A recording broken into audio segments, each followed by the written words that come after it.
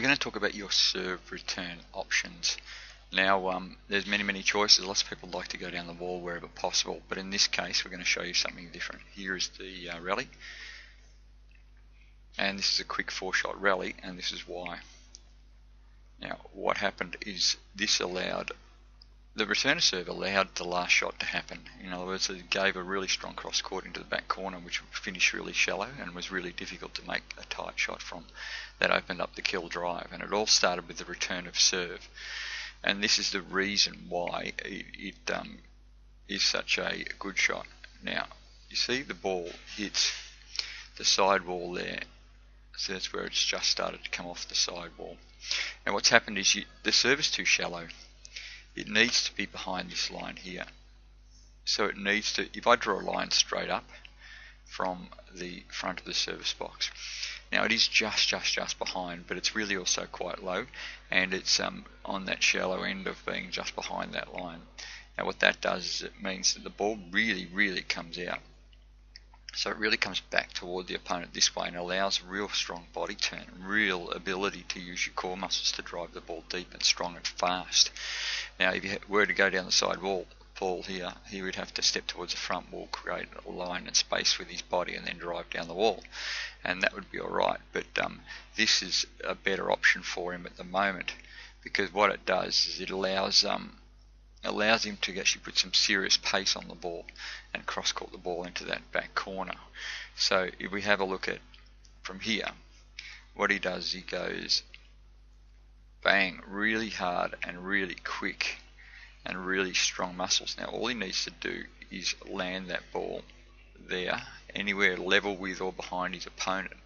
Now a really good option is to actually hit the side wall over here. So he's missed that, but that's not a problem, because then what happens if you do hit that one, the ball goes from there, it goes down, hits the floor, up, and then cuts down towards the back wall. So he slightly missed this one, but the outcome is still good enough for him, and it's really quite reasonable, the outcome. So if we have a look, it tracks up towards the back wall, and then it starts to come downwards towards the back wall a little bit, and it makes it really tough for him to actually get the ball back.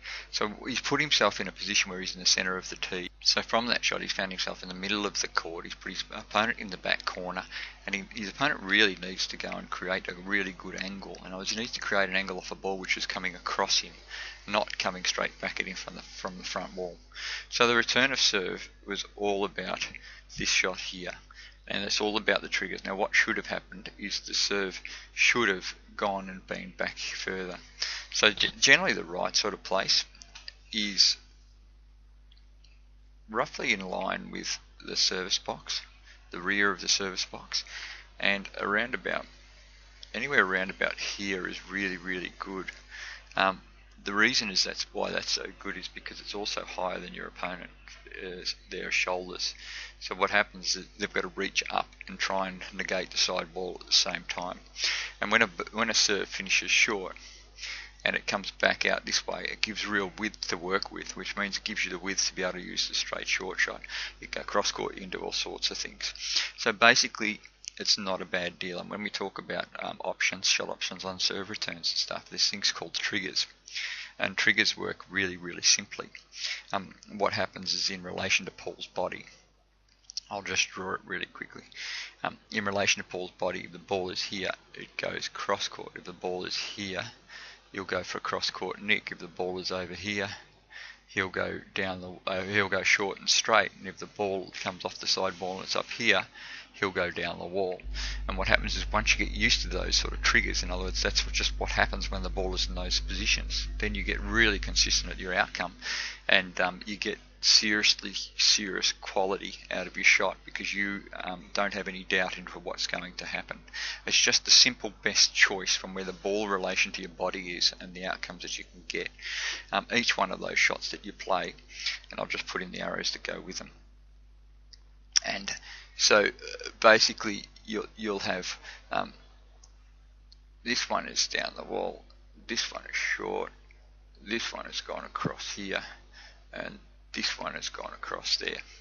Now So what happens is, once you understand how this works, that you're very, very confident and very drilled and practiced at the outcomes of all these shots. And so it becomes really quite simple to get a really, really good quality outcome. This case, the answer was that the ball was right in the right spot for body and power, which is what he gave here, body and power to get the ball level with his opponent. So then pushes him into the back corner. And the last bit I'll say is this little walk from here to here is just so simple, and the position that he finds himself in once he gets there is seriously good. Here he is, he's about to strike the ball now, and there.